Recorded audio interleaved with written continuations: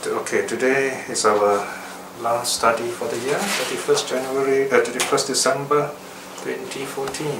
So we're going to welcome the new year. So our study is from chapter 5 of SD 43.5, page 91. Parihāna Sutta, the discourse on waning. A 10.55. A is Anguttara Nikaya, the book of Tens, Sutta number 55. Now this sutta is another name, the Burmese call it. BE means a Burmese edition.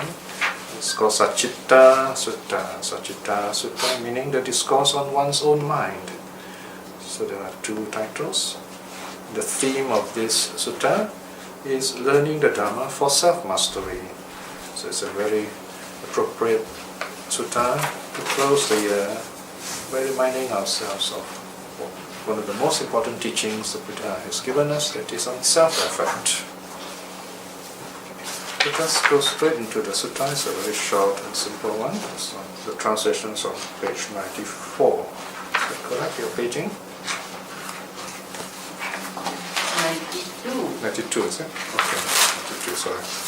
The discourse on the waning, A10.55. There the Venerable Sariputta addressed the monks. So here we have not the Buddha teaching by this Sariputta.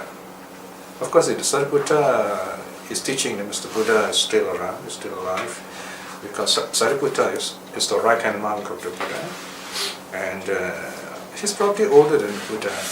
He also predeceased the Buddha, and so here he's teaching the monks. Awuso bhikshus, right? So he's addressing the monks. Awuso is a kind of polite way of addressing monks of kind of amongst equals. Awuso, the monks replied to the Venerable Sariputta in essence. Awuso, a person waning by nature, so it is said. Also, a person not waning by nature, so it is said. In what way also has it been said by the Blessed One that a person is waning by nature? In what way also has it been said by the Blessed One that a person is not waning in person? In other words, here we're talking about two kinds of people. Those who are evolving, or we might say today, someone who's evolving, growing spiritually, and someone who's declining spiritually. Right? Someone who's evolving, someone who's devolving. So what is the difference? So this is a kind of a rhetorical question, because Sariputta is going to answer it himself. The monks are probably new monks, so they're not very sure what the answer is, so they reply, section 2.3. Indeed, also, we will come from afar to learn from the Venerable Sariputta the meaning of this statement. It would be good if the Venerable Sariputta were to explain the meaning of this statement. Having heard it from him, the monks will remember it.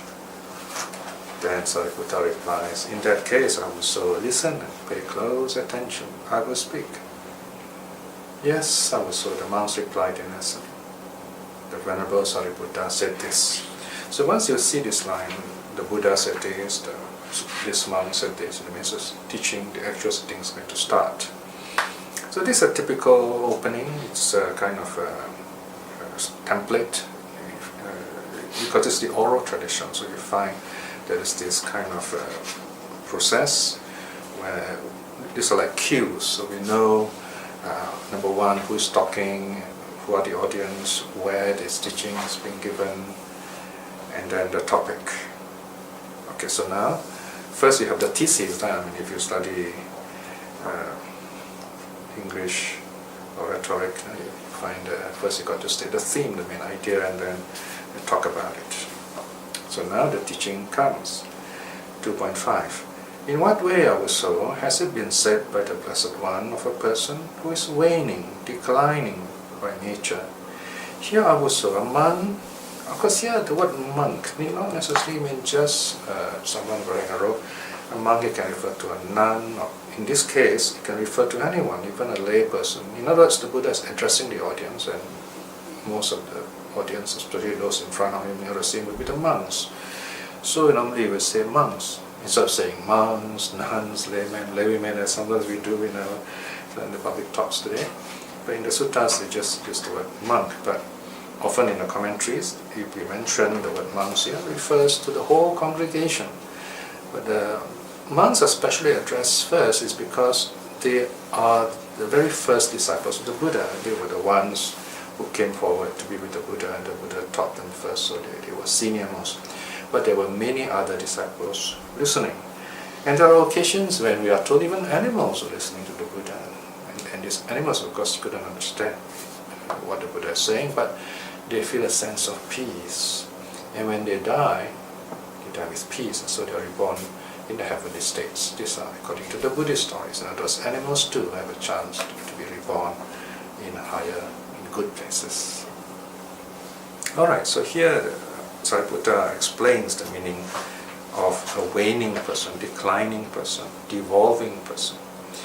Section 3. Here, Avuso, a man does not hear the Dharma that is not heard before, and he forgets the Dharma that he has heard. So you have two aspects. One is actually listening to something new, and the other thing is keeping it in mind so that you can practice it. So it's not just like listening to talk after talk or reading books or just simply like a coffee talk, if you like. The Dharma is here for us to practice it. Of course, the Dharma is worded in so many different ways, but if we listen carefully to the Dharma, after a while we begin to see a pattern, what we're supposed to do. For example, what a key pattern is to reflect on impermanence. So you see this idea being presented in various ways. So in many ways, the suttas are variations on a particular theme, that is impermanence. The next line says, and so to whatever teachings or dharma that have not touched his mind before, in other words, something is not known before, he does not attend to them. He does not direct his mind to investigate. And so he does not understand what he has not understood. So in other words, he kind of remains stagnant, so to speak. Nothing, no change occurs. So another way of talking about it is learning Buddhism is about self-transformation. We study the Dharma not to know the suttas and argue and so on, but we start to be at peace with ourselves. In a sense, the suttas are all about meditation, and that's the purpose of my translation, so that we understand meditation better. We're inspired to meditate. We find the suttas have got many stories of monks who meditate and who become awakened and so on. So this is the declining person, someone who doesn't want to learn. Of course, this is a big issue of not wanting to learn, but there's another big problem, is when you're prevented from learning. Right? You find very often in society, people in power wants to prevent others from learning, prevent others from knowing things, and this is another problem situation where people get caught in a certain rut, and in other words, why is learning so dangerous, so to speak? Because it transforms you. What does it mean to transform yourself? You become self-reliant, you become emotionally independent, you can think for yourself. And it can be very difficult when people begin to think for themselves. But if they think for themselves through the Dharma, and they think for themselves in terms of peace, we call that cooperation. We call that, in Pali it's called samadhi. Samadhi is a very beautiful word which is found in Southeast Asian languages. It means fellowship, it means going the same way, it means a kind of peaceful coexistence. So here is where there is this, you must have the desire to learn, and you must also inspire others to learn. So this is something we cannot take for granted, because there are some places where you can't learn Buddhism, you're not allowed to learn Buddhism, you don't have the text even if you want to learn Buddhism. But here In this country, you have all the texts. In the computers, you have all the Tripitakas, all available there. You don't even need the books anymore. They're all there. Everything, the Tripitaka can be put into a small little thumb drive, the size of a thumbnail. So you can imagine everything's micro now. You can easily just access it through the internet. So it's a matter of directing your mind to all these teachings and then imbibing them, practicing them, feeling at peace with them. And with that peace, you shine the peace to others so that they too can feel the peace, and that way they also follow the Buddha's path. So that's effectively kind of summarizes the non-waning person. So here, that's the next section, 3.2. And in what way, Avuso, has it been said by the Blessed One of a person who is not waning or not declining by nature? Notice there's also the phrase by nature, habitually. Here, Avuso, a monk hears the Dharma that is not heard before, and he does not forget the Dharma he has heard. But the point is, we do forget the Dharma that we have heard. That is why we need to listen to the Dharma again and again. It's kind of habitually, that's why the word by nature is there. Maybe you have heard this sutta now, but later on you might forget it. But then again, you listen to other suttas. And one sutta connects with another one. So you begin to remember them in due course. And as you study over the years, I've been studying on the suttas for the last 40, 50 years, so they begin to connect together. They're so beautiful, and then you can kind of put them together and present like a symphony, a beautiful piece of musical teaching. Indeed, the suttas are like music. Whenever, like before I teach a sutta, I look through them. It's like a conductor kind of studying the score, and then you get a feel of it, and then you teach it. So you are presenting this variation on the theme. Why? Because why music? Because the idea of teaching the Dharma is to make people happy, so that they are inspired to practice. And you see this kind of approach very often in the Buddha's teaching, where one of his first aims is to make sure the audience is happy. He doesn't straight away talk about suffering to the audience. He would tell them about things which make them happy, like for example, keeping the precepts, giving dana, doing good things together, basically telling them they are good people, that they have assembled together and to be happy with themselves. And once they're happy, the mind is clear. That is why we smile in our meditation. Smiling is a very powerful act in meditation, because when you smile in your meditation, you clear your mind, you feel happy, momentarily at least, and then you are ready for deeper things. So once the Buddha notices the audience is at peace with themselves, happy, then the Buddha talks about the teachings which are peculiar to the Buddha, that is the form of the truth. Okay? So now the teaching continues. Section 5. If Avuso, a monk is not skilled in reading another's mind, then Avuso, he should train himself thus. I will cultivate in being skillful in reading my own mind. And how? Okay, so notice, this is the most beautiful passage in the whole sutta. We can summarize this by saying, if we cannot read another person's mind, we should at least be able to read our own mind. Okay, so we don't need psychic powers. So if you can understand your own mind, it's really wonderful. Now then the next section, the rest of the sutta talks about how this is done. Now before I do that, there are many other wonderful teachings we can quote with this connection. These are new things which I've discovered, so you won't find your text. I'm just reading them to you. For example, in the Dhammapada, there are 2 verses. The idea of really listening. When you listen, we don't just listen with the ears, we also listen with the heart. A lot of people come to the Dharma, let me not make it too broad, let's just say to the Dharma, especially when you study the suttas. People expect to find something that agrees with them, rather than having a curious mind. What is the Dharma about? In fact, it's this about learning. I mean, if we do any kind of discipline, any kind of academic discipline, you have to study with an open mind, open heart. But if you, the point, if you are looking for something and you look into the religious scriptures, you will find whatever you are looking for. And in a sense, it will fit exactly as you think, and then you will say, oh yeah, see, I'm right. And you keep on collecting all these ideas which you interpret as endorsing your belief, and that becomes an ideology. But here, if you listen with an open heart, open mind, you begin to see bits of and pieces of truth at first, and then like jigsaw puzzles, then they fit together, and the picture becomes clearer and clearer. So what happens is, as we age, we also mature spiritually. That means we keep changing our opinions.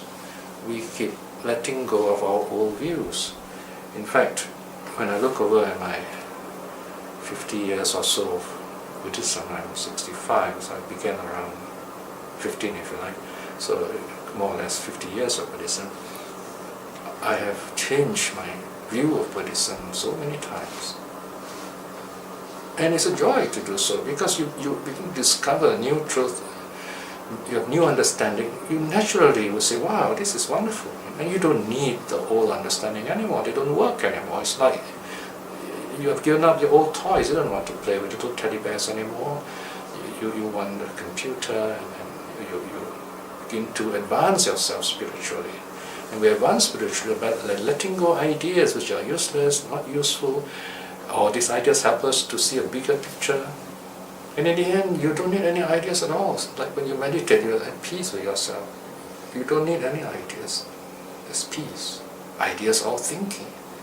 And thinking somehow demands a lot of our effort and energy, which is good to an extent, because that's the whole of academia is based on that. We discuss, talk, write papers, and so on. But there comes a point where we just want to be at peace with ourselves. That's the feeling aspect. So in meditation, we totally renounce thinking for the moment, so that we feel ourselves directly. Feeling here means directly experiencing true reality. You cannot think about the sunset. You don't think about the millions of stars you see on the clear night sky. You just be there.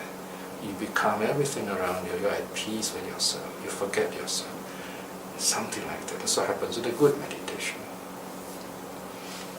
So this is where the Buddha reminds us to listen with an open heart. Because if we don't, then we will be on the losing end.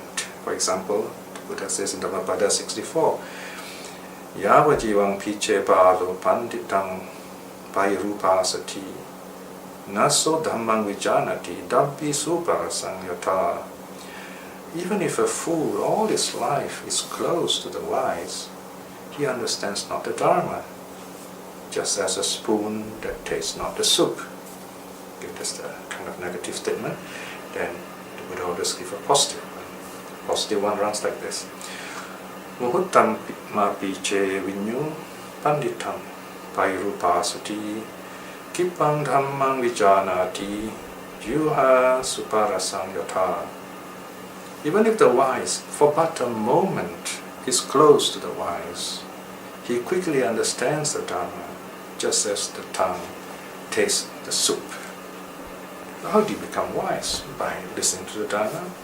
At first we stumble, but slowly the Dharma begin to fit together. Sooner or later, we have a whole lifetime to study, many lives to study.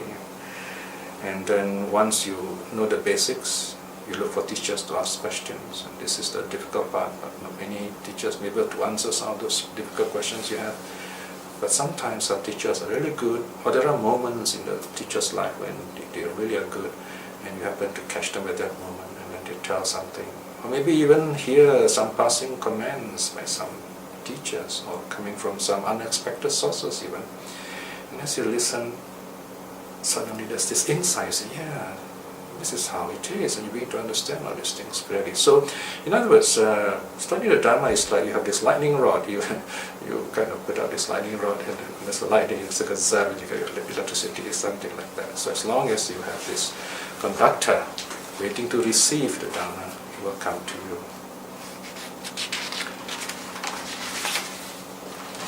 Then there is this another two Dhammapada verses on self-reliance, on self-knowing, self-knowledge.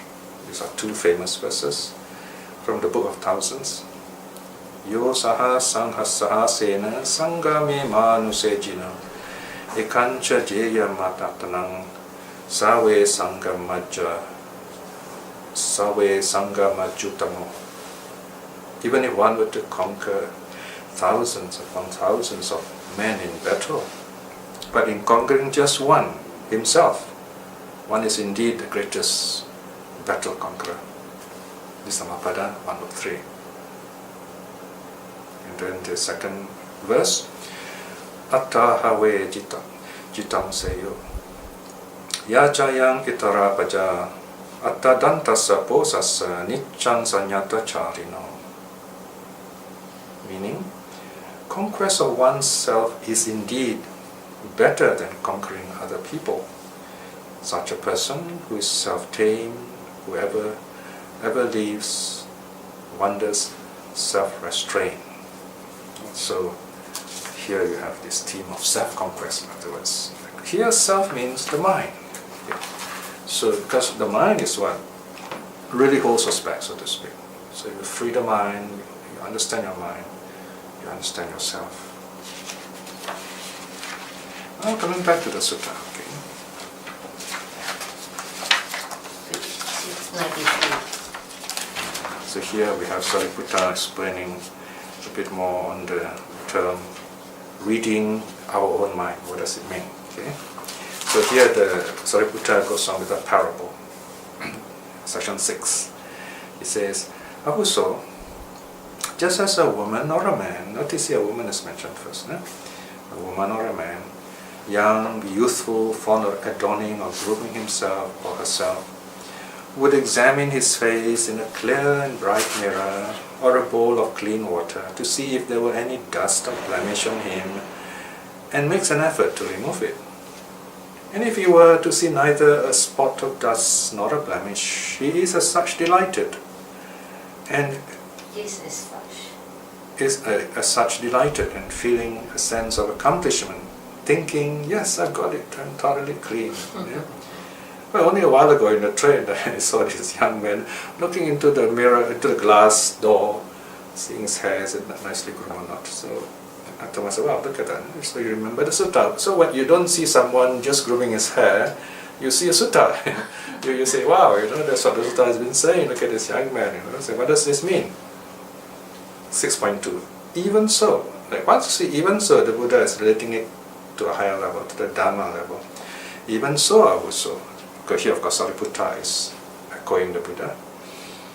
It is of great benefit for a monk or for a meditator, for any of us, to review his wholesome states, to review the good inside you.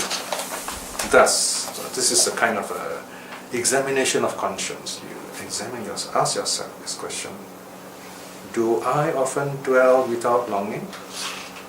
Does this state occur in me or not? Right? Do I have negative desires?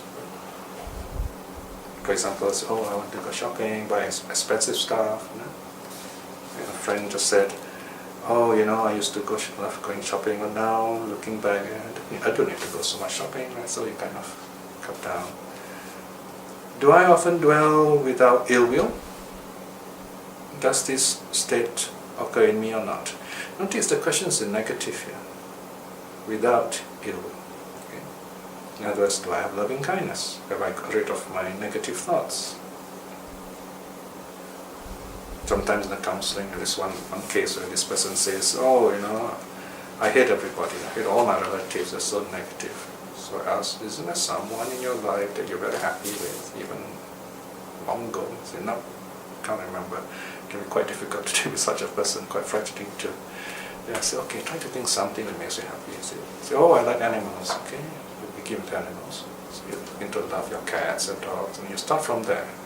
And then you feel this. Once you feel happy, it's easier to relate to people also. Obviously, such people have been hurt before, so it's quite difficult to really trust people maybe.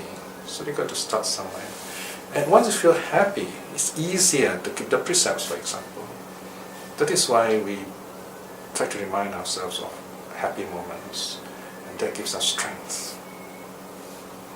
Number 3, the third question, this is a reflective question. Okay? It's a spiritual exercise actually. Do I often dwell without sloth and torpor?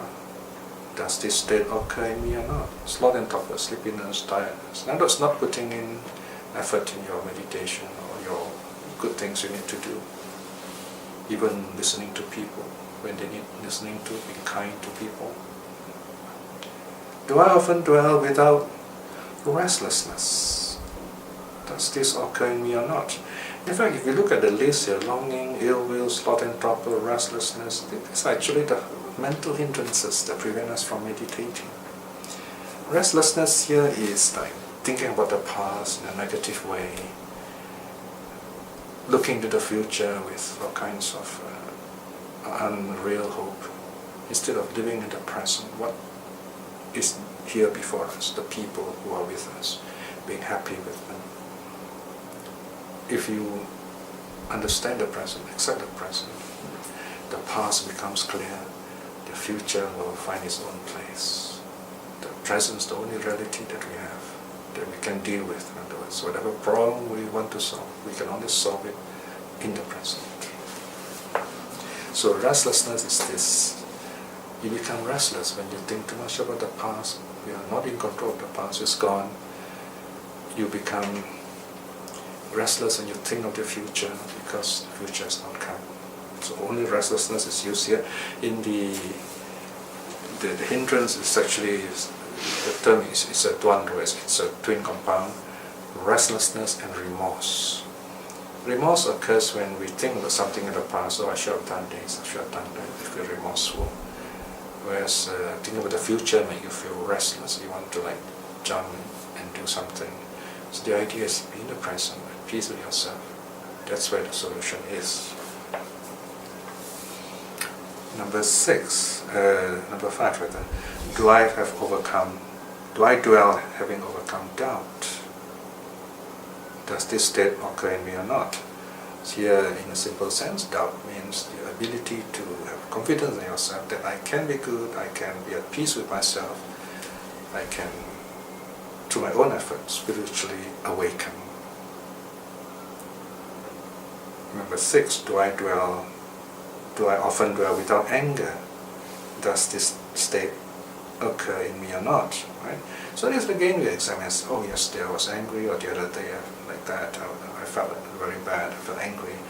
And then you examine, why did I feel that way? I should let go of that kind of negative state. Then you begin to be stronger in that sense.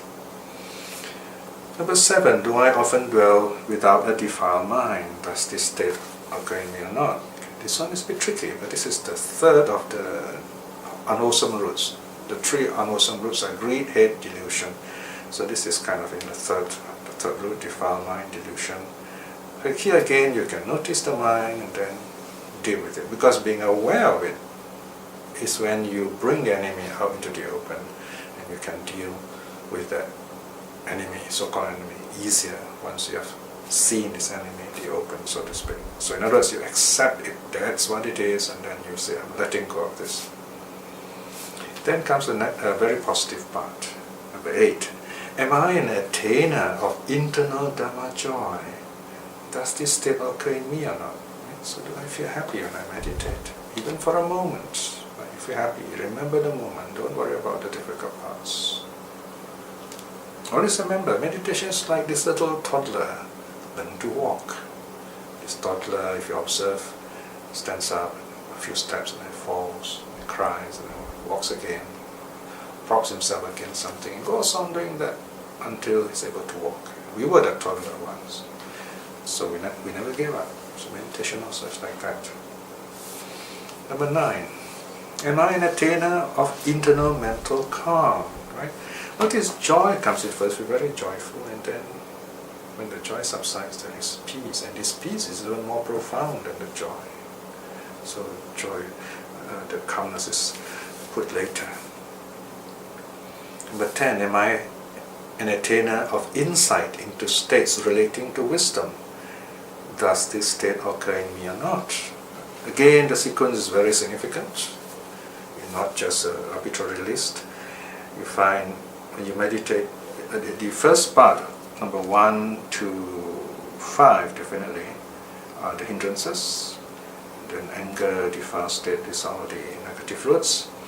So in other words, before you meditate, you clear your mind away of all the negative states, at least momentarily, and then you feel joyful doing your loving kindness, doing your breath meditation, and when this joy subsides, you feel very peaceful. The peaceful may last a long time, maybe a short time, but just enjoy the peace. When you come out of that peaceful state, that is a very crucial moment. That's your doorway or your key to awakening. How you deal with that moment. Because when you come out of that peaceful moment after your meditation, or at a high point of your meditation, you feel so peaceful. When your mind starts functioning again, in a normal sense of the word, you start thinking again. That's the time to reflect on impermanence. It is not intellectual reflection anymore. You begin to directly see the truth, not as a person, but simply seeing the truth, without any bias, without any sadness, without any sorrow. You see the truth as it is. It's like you see as they say, as every man. Yes. You see this reality like anyone else. We are not the only ones who suffer. There are millions of us who suffer, some of them with even greater sufferings. So we see this impermanence before us, and then we begin to understand the bigger picture, and that bigger picture empowers us to do greater things, that we're able to share others who are also suffered, that they're not alone, and you find this joy so overwhelming that you are able to help others in their sufferings, to bring happiness to them. Because we'll come back again, we'll meet again. People we have lost will come back to us.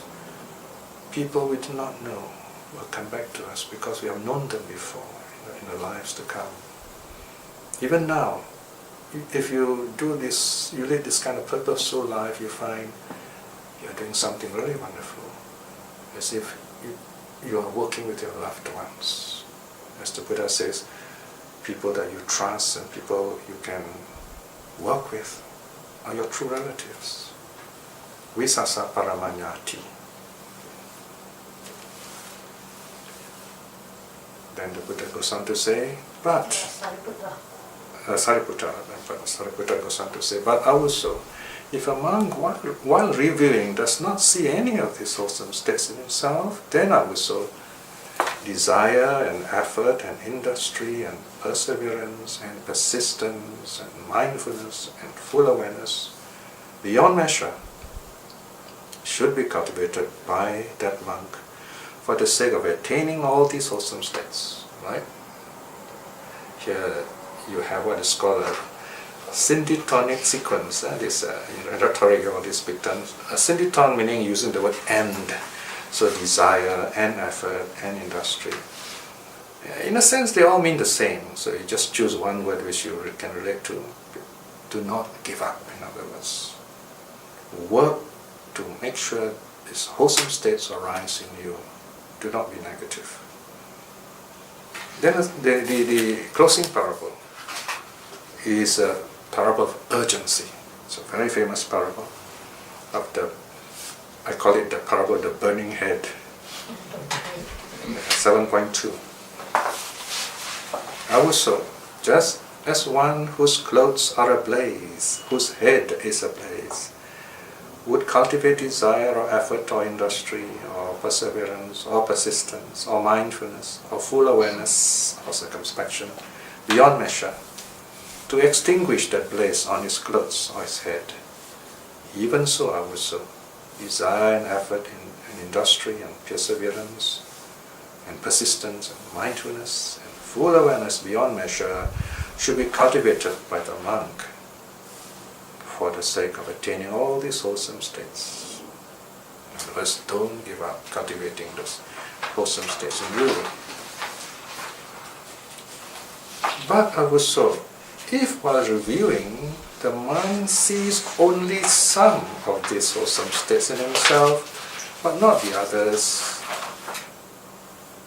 If you only see some, there's some development, but not some are still missing, then of course you work on to cultivate the missing ones, in other words. Let's say you're meditating, you find, you do a breath and loving kindness. Like, there's a very good reason most teachers teach this through meditation, because this breath and loving kindness, they are like a head meditation, heart meditation. The head meditation is like thinking people naturally like it. They find, wow, breath so easy, so peaceful. Then you have the feeling people, the heart people, very sociable, friendly. They find loving kindness very easy because you think about people, you want them to be happy. And sometimes you like one and you find the other more difficult, right? So you examine and say, oh, okay, I like breath is easy for me. But that means you need loving kindness. You need loving kindness because some people can be very introverted, or they can be very calm, but they don't have feeling for others, so you need loving kindness. So the meditation that you like is telling you that's your good quality, but you're missing something here, that is loving kindness. Or the very sociable person finds it very easy to meditate on loving kindness, very happy and joyful, but he needs inner calm in his breath. So you say, okay, this is what I need, and you go on to cultivate a balanced practice, head and heart in harmony, in other words. So that's the meaning here. Completing your spiritual development, balancing, harmonizing your spiritual development. And then the parables is repeated. So just as one whose clothes are a place, whose head is a place. Desire, or effort, or industry, or perseverance, or persistence, or mindfulness, or full awareness beyond measure would be cultivated to extinguish that place on his clothes or his head. Even so, having established himself in those wholesome states that he sees in himself, desire and effort and industry and perseverance and persistence and mindfulness and full awareness beyond measure should be cultivated to attaining or for attaining all the other wholesome states. Then Sutta closes, what if you notice all these wholesome states are there? But also, if while reviewing the monk sees all those wholesome states in himself, then also, having established himself in all these wholesome states, he should further his efforts devoted to the making an end of the influxes. The influxes here refers to those things that hold us back in this world, so that we're caught up with suffering, right? So there are things like ignorance, craving, existence, views, and so on. So, in other words, here we work to attain arahathood, in the case of the monks. For people like us, we reflect on impermanence for lay people. It's easier for us, because we are busy people, we have families, we have to work for a living. So we are instructed that there's a whole chapter 25 of the Samyutta Nikaya where the Buddha says if you reflect on impermanence, you will attain stream winning in this life itself. Stream winning is the very first stage to awakening. In other words, once you attain that stage, you'll never fall back. You will never be reborn in the lower states. You will never be a negative person, basically. You'll be emotionally independent, you'll be strong. So this reflection on impermanence is a very important practice, because it gives us a kind of a reality check. Everything is impermanent. We value people we are with, because people are impermanent. Whatever we have, they break, they're also impermanent. So if we break them, we lose them. We say, well, that's the nature of things. We're not traumatized by it. So we're able to function as wholesome individuals, in other words, But more than that, the reflection impermanence open our inner eye to see true reality before us. And that brings us what is called stream winning.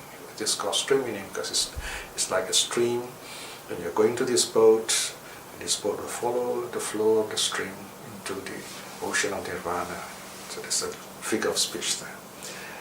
So this is a bit of reflection to close the year with, where the Buddha echoes the Buddha's word to remind us to put in every effort we can towards our own development, because you can do that. Not only will you be happy and attain some level of awakening, you also will be useful and helpful to others too. And with that we end today's reflection. Well, let us close with a short moment of reflection. This is the last day of the year. Once again, this ending of the year reminds us of how the years have flown, how things have changed over time, how impermanent things are. And yet the Dharma is still with us. And as we spend our time reflecting on the teachings, whether the teachings are in the texts and scriptures, or we see the teachings in our daily life, we begin to see the bits and pieces of true reality fitting together.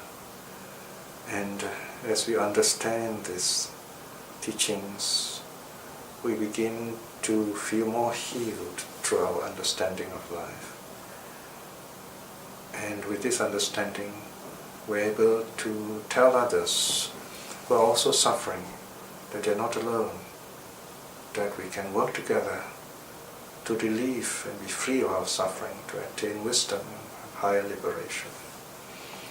Reflecting in this way is good mental karma, but the power of such karma, may we live happily in this life itself.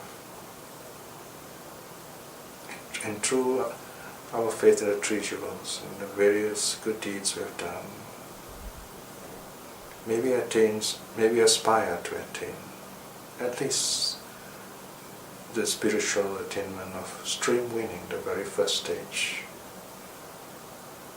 In this moment of peace, let us send out our loving kindness to all the beings here, to all our loved ones, wherever they are. May they be well, may they be happy. And also to those whom the Dharma have not touched, that they may see the Dharma for themselves and attain happiness and liberation too. May all beings be well and happy. Sadhu, sadhu, sadhu.